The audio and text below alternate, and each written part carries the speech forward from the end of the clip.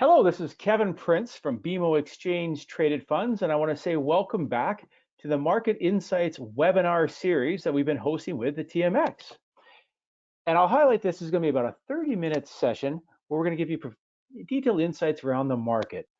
I will note today's focus will be in around currency, especially around hedging around currency itself, and give you some insights in that, as well as we're going to spend some time answering questions that were sent in to us from last week's presentation and the weeks and other presentations were here before. So what I'm going to highlight here too is that if you have questions, please feel free to send it to us at the end of this. We're going to send out a survey. We're going to send out a replay of the webinar. If you want to send us some questions, that's great because that builds the content for next week and allows us to stay focused on your needs going forward. Ultimately, let me go forward here and give you a little bit of disclaimers. What I'm trying to highlight here in the disclaimers is that we're not providing advice here. We're just providing some simple insights to the overall marketplace itself. Let me get into the introductions. Joining me one more time again, Mark Reyes from BMO Global Asset Management and Patrick Cerneza. He is from the Montreal Exchange doing their education for the Montreal Exchange. And let's get right into it and talk about the currencies before we move into the questions and answers. First of all, when we talk about currencies, what are we really talking about here, and why is that a key consideration, right? When you think about currency, understand that when you have an investment that's in a foreign jurisdiction, like the United States, for example, Apple being another example of a company, please keep in mind that not only do you have an exposure to the company Apple, but you also have an exposure to that currency relative to our dollar. And the movement of the two is giving you your total performance. Now, what we're going to talk about today is ways of mitigating that, ways of factoring that in, of course. So let me first reach out to Mark Reyes here, because Mark's done up some initial insights to the overall currencies and the exposures of the currencies of the S&P relative to an unhedged version of S&P. Maybe Mark, you can give us some insights around this. Sure. Thank you, Kevin, and thank you, everyone, for joining the call today. I think currency is an interesting conversation to have because it really is a secondary consideration for people when they invest in foreign assets. In other words, if you want to buy Apple stock, if you want to buy S&P 500, if you want to buy Netflix, you tend to have a view on that investment and where it's going to go. But you don't tend to think about the impact that the US dollar relative to the Canadian dollar is going to have on your portfolio. So a simple chart here that shows year by year the return of the S&P 500 using a hedged exposure, which we'll explain in a minute, but essentially takes away your currency exposure, compared to an unhedged exposure, where of course you have the currency exposure. So if we simply look over the last couple of years, I'll take the last 3 years, 2017, 21% versus 13%. 2018, -4 versus +4. 2019, 31 versus 25. So you can see currency is making a really big difference to the portfolio. And so while people might sit there and think about purchasing power parity and that over the long term it's really hard to make money off of currencies, and that's all well and true, but over the shorter term or over a 1 or 2 or 3 year period, currencies can move significantly against each other. So when the US dollar is moving up in an unhedged exposure, that's beneficial to your portfolio. But the flip side, when the US dollar is moving down, you may want to think about a hedged exposure. So you can see at these returns that over the longer term, that currency impact is flattening out, but year by year, there's a really big impact based on what the currency is doing one versus the other. Thanks, Kev. Thanks, Mark. And maybe I turn to Patrick here because, Patrick, when we talk about hedged, that's effectively using options, and that's a lot of your background and the work you do with the MX Montreal Exchange there. So talk to us about the option aspect of hedging currencies, if you can. Well, sure. And so let's start off by first just taking and reflecting on what's happened to the US dollar versus the Canadian dollar over the last, let's say, 10 to 15 years. And we can see we had a huge rally in the US dollar where we basically were trading the Canadian dollar was over parity for a while back in when energy prices were really high, and ever since we've had this very difficult period in energy and commodities, and the U.S. dollar has been very strong against almost all currencies. You see, the U.S. dollar has rallied to the point that the Canadian dollar is at trading around 1.40, and so we have this really big currency move. And while there's been a big currency move, there's still room for more big currency moves. So if we go to the next slide, what I want to just show is that how much of an impact this has had. So if I wanted to use a sample, like Mark was showing those years of 2004 through 2007, but I really wanted to kind of do a direct overlay to show you that somebody who bought the S&P 500 in US dollars and actually measured the performance in US dollars saw a 61% rise in being invested in the S&P 500 from 2003 2007. And that was a period where the US dollar was very weak, and it was one that the Canadian was invested as a Canadian in the S&P 500, but was exposed to the currency fluctuations. Even though the S&P 500 rallied, the damage that was being done from the fact that the US dollar was declining while the Canadian dollar was rallying saw them in Canadian dollar terms making almost no money. And so when there's these big drastic moves in currency, it does influence your returns. A lot of people can be very disappointed if there are big currency moves underway. So if we go to the next slide there, Kevin, thanks. So we wanted to just show is like you can have an ETF like this build the currency hedges into the ETF itself.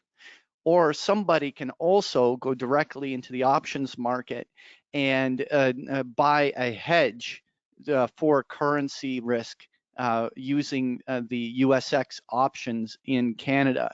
And so we'll talk about it a little bit more detail here, but let's say we have an investor that is exposed to the risk that if the US dollar was to start falling significantly, that it exposes them to risk. So they're looking at some way to create a hedge, because if there was, for instance, a bottom in the commodity markets and suddenly we see a 3 to 5 year period that becomes a boom, suddenly the Canadian dollar might strengthen back to 80, 90 cents or more. Actually, I should be talking about the other way. She could weaken all the way back down to like 120 or something like that. You have a risk. So how can we do that? Manage that. So if we go to the next slide, we can see that in this case, an investor has a $50,000 US portfolio, which at the current exchange rate, when they're looking at as a Canadian, they have a $70,000 investment in Canadian dollars, which is worth 50,000 US dollars. And so they're exposed to this currency fluctuating higher or lower, which is influencing their results. And so we have this $50,000 US dollar investment. It could be in Apple, it could be in gold, it could be whatever. You're invested in US dollars into some sort of US asset. And that is worth, as a Canadian, to us at 70,000 Canadian. So let's go to the next slide. What we can do is we can buy these USX options. Now, the USX options, you can see they are quoted in cents. So when you see that our exchange rate's at $1.40, then you're looking at $140 cent strike. So it's just moving the decimal over 2 basis points just to for that purposes. As well, every option settles 10,000 US dollars as the multiplier. And so we have a $50,000 portfolio. We would need to buy 5 of these puts in order to hedge $50,000 of that portfolio. And so in this situation, let's say we're going out till June. It's quoted at $1.50. So actually, I apologize, as a typo. It's 150 there and 155 in the other. Anyway, let's irrespective, let's just go with the 155. What you would see is that what it cost us $775 to buy these put options that allowed us to have this currency hedged, or our exposure hedged. Now, what you want to reflect upon here is what is the outcome? So let's just go through a scenario where we have over the next couple of months, let's say the US dollar continues to rally and we go from 140 up to 145, let's just say, or let's just say it goes up like 5%. Well, what you would see is that even if the stock market never changed in its value, as a Canadian, you would have seen the fact that your investment would be worth like $73,000 or $74,000 instead of $70,000 in Canadian dollar terms, because the currency is moving in your favor. At the same time, you would have lost the $775 in premium paid, but you're also making money from the fact that the US dollar continues to strengthen. At the same, but the reciprocal though, so you want to think that your net not going to be up as much. So you might have been, instead of being up $3,000-$4,000, you're only up, in this case, $2,000 to $3,000 because you paid $775 for the premium. But what if the reciprocal happens? What if we have a scenario where the US dollar starts declining and we have a scenario where it goes to 135 or 130 on the downside? Well, now the hedge is pretty much dollar for dollar, hedging all currency risk. So a move down of 5% or more would see you down $3,000 or $4,000 on your currency position. But here, for a $775 cost, we were able to actually remove all that currency risk exposure. So it's a way that a retail investor can come in there and buy these the way they would buy options on the contract, and you could do that. There's businesses that do it for all sorts of import exporting. There's all sorts of amazing application to using options hedging. Anyway, Kev, back to you. No, Patrick, thank you for that. I mean, when I look at hedging, I kind of look at it as a way of simplifying somebody's portfolio in some ways, because ultimately then you don't have to worry about the movement of the currency. You just more focus on the movement of the market. Mark, there's a note here on the premium for respect. When you look at an ETF itself, of course, there's a cost for hedging too within inside an ETF itself. What's the kind of general cost that somebody should expect with inside a US to Canada ETF when you look at hedging, just to keep it the same example? Okay, thanks, Kev. We hedge a little differently in the ETFs in that we use institutional forward contracts. So we're not actually paying or receiving premiums on those contracts. So that's not part of how we do it. But what you do want to think about is the cost of holding one currency relative to another. So there's a very minimal slippage in terms of trading costs, like talk about a basis point here or there. But you do want to think about the difference in the short-term interest rates between the two currencies, which can be thought of as your carry cost. So that, of course, is going to move over time, but that can factor into a currency hedge over the longer term. Otherwise, because we're doing it institutionally within the ETF, the costs are very minimal. Thanks. Thanks, Mark. And now I want to flip gears here. We're going to spend a little more time talking about some of the questions that came in. And I really thank both Patrick and Mark for taking some time and prepping up the answers towards us. And that's why it's key to send us these questions in advance so we can take some time and effort to make sure we get some quality answers for you on each one of these. So let's just start off here is, Mark, how do ETFs perform relative to active traded mutual funds in this time of extreme volatility and recovery? And I know you got a slide to, so I'm going to jump towards that because it's more a factor, I guess, of holdings. And I'll put this off to you and maybe give some thoughts. Sure. I'm going to cheat for 1 second, Kevin, just to close off currency hedging. If you do think about the ETF aspects when you have the option of the hedged or the unhedged, that really takes the mechanics out of the investor's hands and really simplifies things. So for a do-it-yourself investor, unless you're sophisticated and are looking to trade currencies, doing it with an ETF that essentially does it for you is a great way forward. And I'll just leave it at that. Thanks. Yeah, well said. Well said. So yeah, coming back to your question here, about the performance of the ETFs versus active strategies. And it doesn't matter if it's in an ETF or a mutual fund. It's more of a passive versus active question. What's interesting is when you see a really strong market correction like we've been going through here, what actually tends to happen, particularly within asset classes, but also across asset classes, is that correlations rise.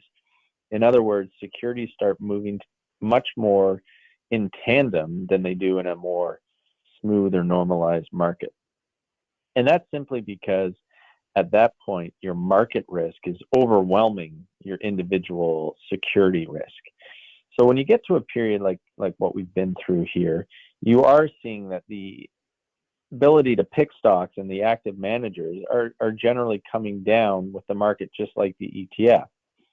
Now, it speaks to the skill of the active manager as to how much protection or risk reduction they've built within their stock selection. And generally speaking, an active manager will turn and say, we're looking to protect against downside risk by higher quality companies in order to provide you that a little bit more peace of mind. But by and large, you're exposed to the market, so you're moving with the market. Now, when you look at the ETF side, certainly you can buy a market exposure. The example we're giving here is the S&P 500, which is the BMO ZSP ETF. But you can also buy a factor strategy or a quality strategy, in this case at UQ, which picks higher quality stocks. And in doing so, that's a strategy that, again, feels a little bit like active managers in that you're picking higher quality names, taking some of the risk off the table. So there's different ways to use ETFs to get a similar outcome. I think the important thing always at the end of the day is when you're dealing with active managers is, are they making those right bets? Are they picking the right names that outperform or protect on the downside? And if so, that's a great choice. But if you want a rules-based market approach, factor-based ETFs are a great way to differentiate from the market. But at the same time, something broad like ZSP, which gives you market exposure, captures the return across the market when things start to recover, when typically you get a sort of a rising tide approach. So there's benefits to going that way as well. So a lot of it deals with investor preference, but realize in a market correction, the most important thing to take from it is correlations do in fact rise. Thanks. Thanks, Mark. And actually, we're also showing here in the slide too, as I can speak to that, is that for an ETF, you can actually go and not just BMO ETFs, but multiple different companies out there. You can go see all of the underlying holdings. And ultimately, back to what Mark is saying, is that it's the exposures themselves. So having the transparency of the underlying also gives you a little more insight to what your exposures are. And then you can factor that in relative to the market, what you should expect out of it across the board. So if you're looking for what an ETF should look like, I should highlight, take a look at the respective ETF company's website. Generally, you'll find a list of all the holdings of the respective ETF on their respective company's website. Hey, Patrick, let's turn to you because a question came in the other day in regards towards provide insights if we hit peak fear. So I know you've done some analysis on this. Let me turn this back to you. Well, there's different ways to measure a fear, but one of the most popular by far is looking at a volatility index. And in the US, the most popular one is the VIX, which is the measure of the implied volatility on options on the S&P 500. And this, what I snagged here was a chart of the implied volatility on our Canadian S&P TSX 60 index. And what tends to happen is during periods of a market crash, the daily volatility, day-to-day volatility of the stock market explodes, forcing material volatility premium to have to be priced into options. Similarly, that then causes a further effect of where there's a higher demand for buying options, whether for hedging purposes and or for opportunities. And it generally means that at very extreme moments in the stock markets, we experience extreme volatility. And one can see when we look at, let's say on this chart of the S&P TSX 60, that we typically would have seen implied volatilities in the 10 to 15% range. That was the range for almost all of 2019. And then suddenly during this market crash that we saw that volatility, increased 4 or 5-fold, all going north of 55%. And that just shows how much of an extreme shock we experienced during that market decline. And you can see that we've already backed off of that. Those were very high levels. Now, often during the tail end of a bear market, during a recession, lows can be retested, but what we often see is that those peak periods of volatility and fear are not. There's a divergence in them. So we might see a scenario where the markets may head back down towards their lows. I'm not trying to predict that. I'm just saying that it's not uncommon. But I think the likelihood that we see another drop of the magnitude we saw through March is very unlikely. That was just such an extraordinary event. And so that definitely has a peak fear. It doesn't necessarily mean that the markets can't edge a little bit lower, but definitely some pretty extreme fear. Thanks for that, Patrick. And then actually to build on that, we have a next question that came in. And the question really here is now focusing on market liquidity itself. And bear with me. I try to advance. Oops, one too many buttons. There we go. So building off that point there, talking maybe a little bit more about liquidity, but also how it relates towards the current market decline in 2008 to today, and the difference in liquidity and how it's going to help and impact the timing and speed recovery. And the reason why it really relates to the previous question, because I know, Mark, when you did this up in your analysis around, you also brought in the VIX too when you look at liquidity. So maybe you can walk us through your thoughts here with this chart. Sure, thanks, Kevin. I think there's a couple things to think about here. And these are related lines shown on the same graph. Credit spreads just simply implies the extra yield that a corporate bond has to offer relative to a government bond. And when markets are in good shape, that's generally decreasing. And when markets start to get a little haywire, that tends to widen. And we've certainly seen that now into March and April. The VIX, on the other hand, well explained already. I'll just point out the obvious of this immediate spike that's gone up to around 80, now coming back down to 40 as people have calmed down a little bit. The one thing I'd leave you with is really how to read the VIX. So when you see a VIX up in the 40s like we are right now or thereabouts, that really means that based on one standard deviation, which is about 2/3 versus 1/3 of the time, the market will have a daily change of at least 3%. So right now, looking at a VIX in the 40s, people expect that 1/3 of the time, on a daily basis, the market's going to move by 3% or so. So that's really implying a lot of risk in the marketplace. And I think of what we've gone through almost like an earthquake, where you get a big shock, which is of course what happened through March 12th in particular, and you're getting a series of aftershocks which really take a while to make its way out of the market. But at the same time, there's this hanging risk of with the COVID-19 virus, are we really getting through it? Or if we rush back to work and everyone starts going back to their normal lives, are we going to go right back to where we started from? So that heightened level of risk is still being thought about and reflected in the markets when you see a VIX up around 40. Thanks, Kevin. Thanks for that, Mark. And bear with me, I'm just going to try to keep us on time. I'm going to skip past this question. I'm going to come back to it next week. Don't worry. This really still relates to the same theme around currency.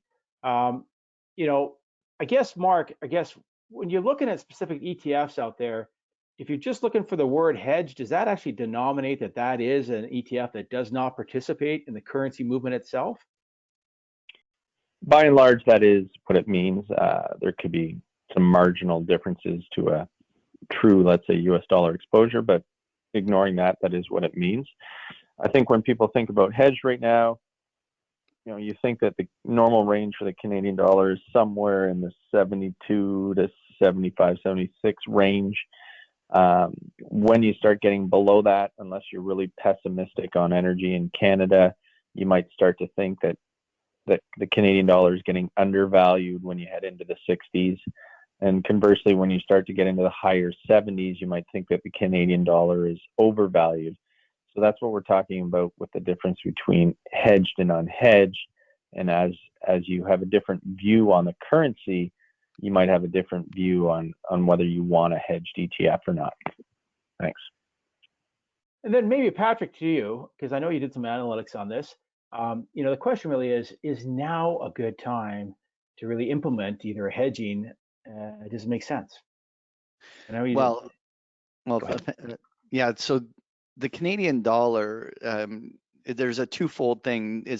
A lot of people reference the Canadian dollar as the petrodollar, and we obviously do have correlations to oil. So what we're showing here is simply looking at the correlation by value. And you can see that when comparing crude oil to the Canadian dollar, that you get like an R2 squared, R squared there of 0.78. So the correlation is very high between the Canadian dollar and oil. And so what we've seen during this last phase of the market cycle was there's structural funding issues in terms of US dollars. So US dollars is in demand. So, and that's on a global scale against almost all currencies. And that's been dragging oil. That's been doing also, and definitely this COVID-19 recession is impacting oil demand. And so one of the big turning points will be, when does the economy begin a recovery phase? Because if we go through a period where on the other side of this, we're going to have a very healthy commodity bull market, let's say, then that could be a period where the Canadian dollar will transition from this substantial downtrend we've seen for several years now to a period where it might go the other way. So it's going to be one of the more interesting and important portfolio decisions as to when to stop hedging that currency risk and allow yourself to have that exposure. Thanks for that.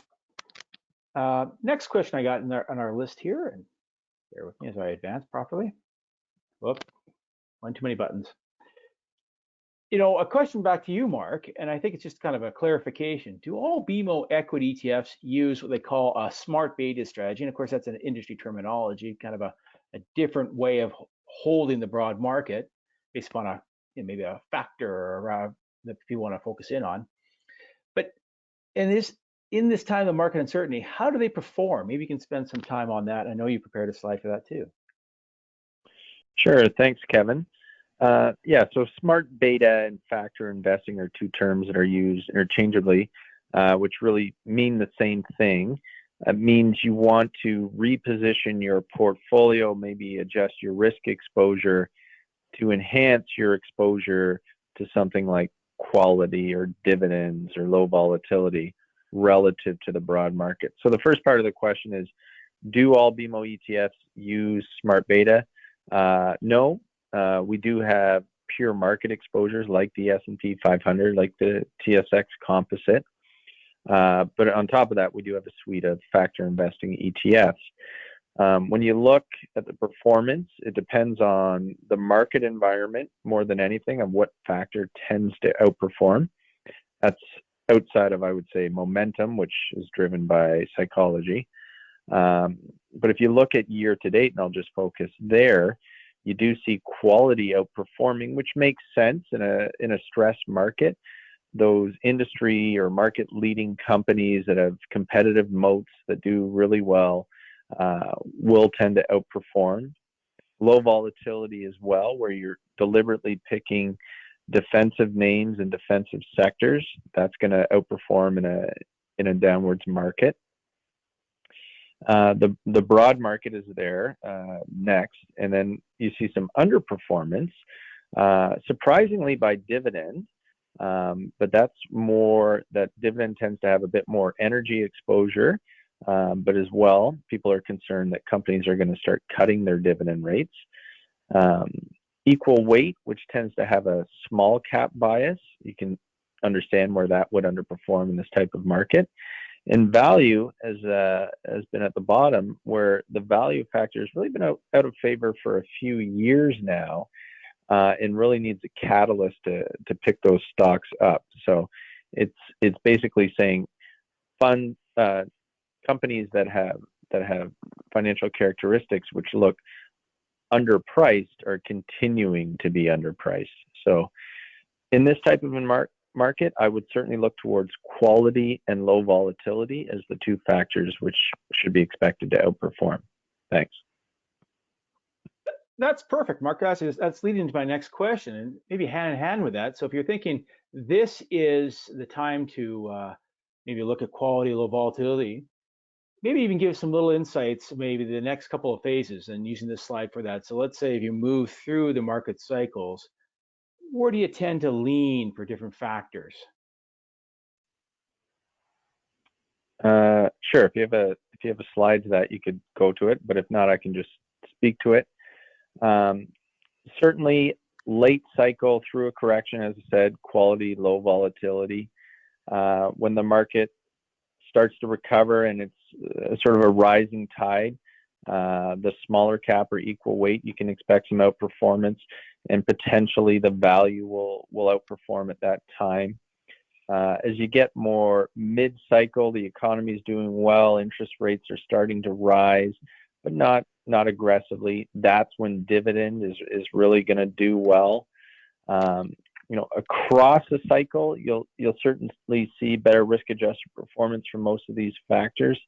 I think the low volatility is the most interesting in that people expect lower returns because it's lower risk, but there's always the low volatility anomaly, which tells you that these stocks tend to get ignored. So in fact, they not only have lower risk, but they've been proven to outperform over the really long term. So interesting stats to be found there.